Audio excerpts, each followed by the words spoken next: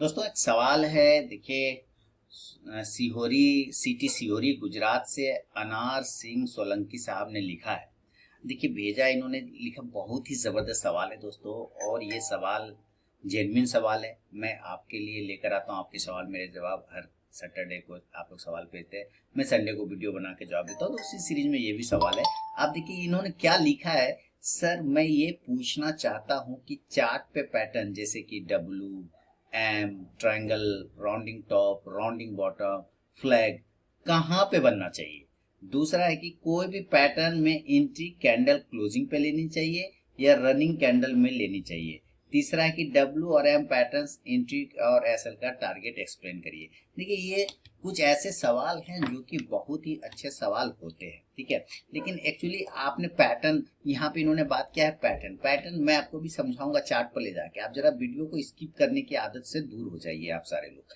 तो होता क्या है कि जब आप चार्ट की बात करते हैं ना, चार्ट आपसे एक चीज मांगता है, कहता है समय, टाइम। तुम मुझे समय दे दो, तुम चार्ट पर समय दे दो, फिर मैं तुम्हारे समझ में आना शुरू हो जाऊंगा। तुम मुझे समय नहीं दोगे तो मैं तुम्हारी समझ से बाहर हो जाऊंगा। सबसे बड़ा है, इंपॉर्टेंट है समय। तो चार्ट पर जो डब्ल्यू पैटर्न बनते हैं, एम पैटर्न बनते हैं या राउंडिंग टॉप बॉटम जो भी आपने कहा कहाँ पे बनना चाहिए, वो हमेशा उसके इंपॉर्टेंट सपोर्ट प्राइस पर, रेजिस्टेंस प्राइस पर, पॉइंट पर, एक्चुअली रिजेक्शन पॉइंट पर, सपोर्ट पॉइंट पे, बाउंस पॉइंट पे, इन सब जगहों पर बनना चाहिए। जितने भी पैटर्न तभी इफेक्टिव होते हैं, बीच में कुछ भी इफेक्टिव नहीं होता। बीच वाला जो एरिया होता है वो कुछ भी इफेक्टिव नहीं होता, वो बस आपके पेशेंस को टेस्ट करने के लिए बनता है। लेकिन जब वो किसी सपोर्ट एरिया पर बनता है या किसी रेजिस्टेंस एरिया पर बनता है, इफेक्टिव वो तब होता है। तो आपको कोई भी पैटर्न पे ट्रेड करने से पहले आपको उस स्टॉक्स के इंपॉर्टेंट पॉइंट, सपोर्ट का और रेजिस्टेंस का मालूम होना चाहिए या एनालिसिस करके रेडी होना चाहिए कि हाँ इस एरिया पर अगर कुछ बनता है तो मैं यहाँ पर से एक उम्मीद कर सकता हूँ मूव का। जैसे last time AU small finance bank, मैंने 5 से 6 दिन पहले, ज्यादा से ज्यादा एक सप्ताह पहले, आप देखिए एयू स्मॉल फाइनेंस बैंक का बताया था कि इस एरिया के नीचे जाने को वो तैयार नहीं है। मैं भी चार्ट पे चलता हूँ, आपको लेके चलता हूँ। ये है एयू स्मॉल फाइनेंस बैंक का चार्ट। मैंने आपको ये एनालिसिस करके दिया था कि इस एरिया के नीचे जाने को वो तैयार नहीं है, क्योंकि ये बार बार यहाँ से सपोर्ट लेता हुआ बाउंस कर रहा है। क्लियर है? आप देख लीजिएगा वीडियो, आपको वीडियो मिल जाएगा। एक सप्ताह पहले मैंने ये रखी, इसके नीचे जाने को तैयार नहीं है। और यहाँ से ये इंपॉर्टेंट पैटर्न भी बना रहा है जिसको कि एक राउंडिंग टॉप पैटर्न बोलते हैं, है ना। यहाँ क्या है, राउंडिंग टॉप पैटर्न। तो ये इंपॉर्टेंट प्राइस है जहां से ये नीचे नहीं जा रहा है, ये इंपॉर्टेंट प्राइस है जहां से नीचे नहीं जा रहा है। आप देख रहे हैं यहाँ पर आया और यहाँ से आने के बाद इस एरिया पर आप ध्यान से देखिए, आप चीजों को समझिए। सवाल बहुत अच्छा है और जवाब पूरा सुनेंगे तो और भी समझ में आएगा। ये राउंडिंग टॉप बना है तो ये इंपॉर्टेंट लेवल है, यहाँ से ये बाउंस कर गया तो इसी एरिया पर आके इसने बनाया ना, इस पैटर्न को कंप्लीट किया, यानी ये एरिया पे बाउंस हो जाएगा। तो कोई भी पैटर्न, चाहे वो ट्रायंगल बने, चाहे रेक्टेंगल बने, चाहे एम बने, चाहे डब्ल्यू बने, चाहे राउंडिंग बने, चाहे टॉप बने, कुछ भी बने, वो हमेशा उसके important support point, resistance point, bounce point, rejection point, इन सारे जगह पे बने तो ज्यादा इफेक्टिव होता है। बीच में इफेक्टिव नहीं होगा, बीच के किसी भी कंसोलिडेशन एरिया में वो इफेक्टिव नहीं होगा। जैसे इस कंडीशन में अगर आप यहाँ पे देखें,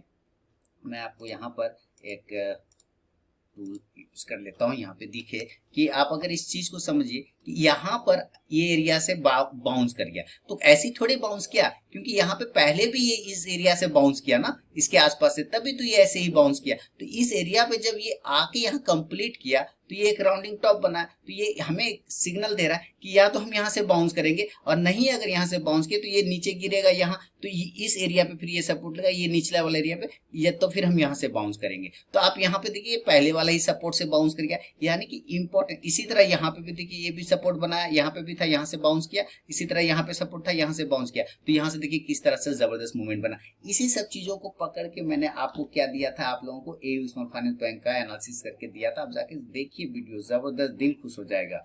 और वो लेवल आपके पास आ गए। तो आपका अनार सिंह साहब ये सवाल जो है आंसर मिल गया होगा कि किसी भी पैटर्न को जब तक वो किसी सपोर्ट, किसी खास स्पेशल प्राइस पर नहीं बने, किसी खास जगह पे नहीं बने, वो काम नहीं करता। तो उसको हमेशा support, resistance, bound point, rejection point पर बनना चाहिए।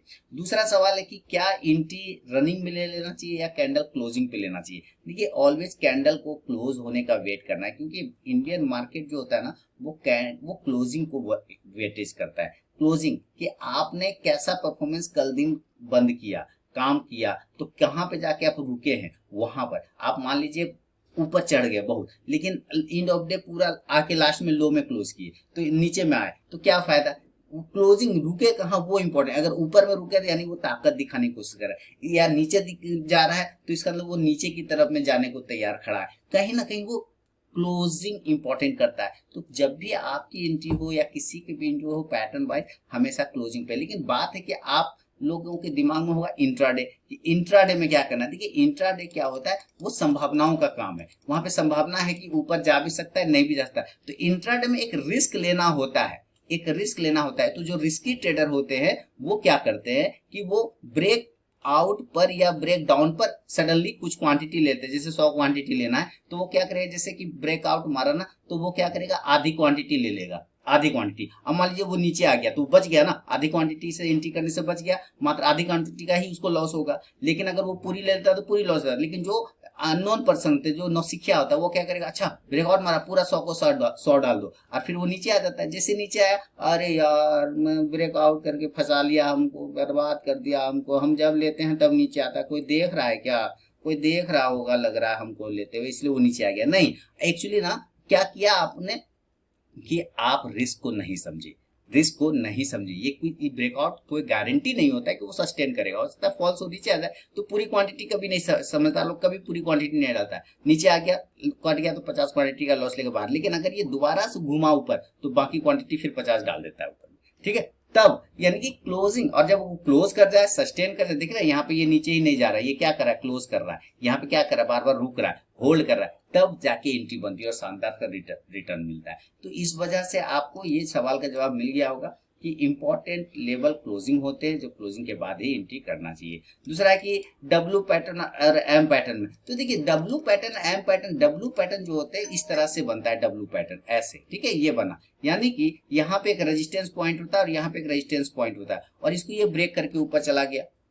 जैसे कि अगर पहले मैं आपको एम पैटर्न समझाऊं, और ये है आपका एम पैटर्न, ये इसको actually head and shoulder pattern में बोलता है, ये हो गया एम पैटर्न, ठीक है। अब यहाँ पर ये एम बनता है ना इससे, अब ये लेवल जो है ये सपोर्ट है, ये सपोर्ट है, तो ये सपोर्ट तोड़ के नीचे आ गया। कंडीशन बनता है कि ये यहाँ से बाउंस कर जाए, कंडीशन बनता है ये यहाँ से डाउन हो जाए, दो कंडीशन हो सकता है। तो अगर ये यहाँ से नीचे डाउन आता है तो इसका मतलब क्या है कि आपका स्टॉप लॉस तो इसी के ठीक ऊपर बन जाएगा ना, ठीक ऊपर, क्योंकि उसको होल्ड ही नहीं कर पाया, नीचे गिर गया, तो वही पॉइंट तो रेजिस्टेंस बन गया, तो उसके ऊपर ही स्टॉप लॉस लगा लेंगे। अगर ये ब्रेकआउट करके जाता है, ऊपर की साइड में चला जाता है, तो जब तक इस एम पैटर्न को नहीं ब्रेक करे तब तक नहीं जाएगा।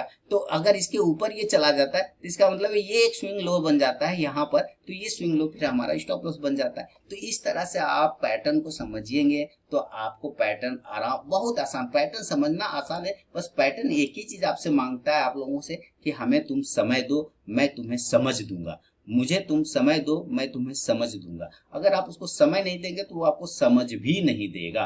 तो इन चीजों को ध्यान रखिएगा। तो ये थे अनार सिंह साहब, सीहोरी सिटी, कहाँ, गुजरात से, जी गुजरात से। तो चलिए सर, आपका जवाब मिल गया होगा और बाकी सारे व्यूअर लोगों को भी जवाब मिल गया होगा। पसंद आए तो जरूर फीडबैक दीजिएगा। बहुत बहुत धन्यवाद।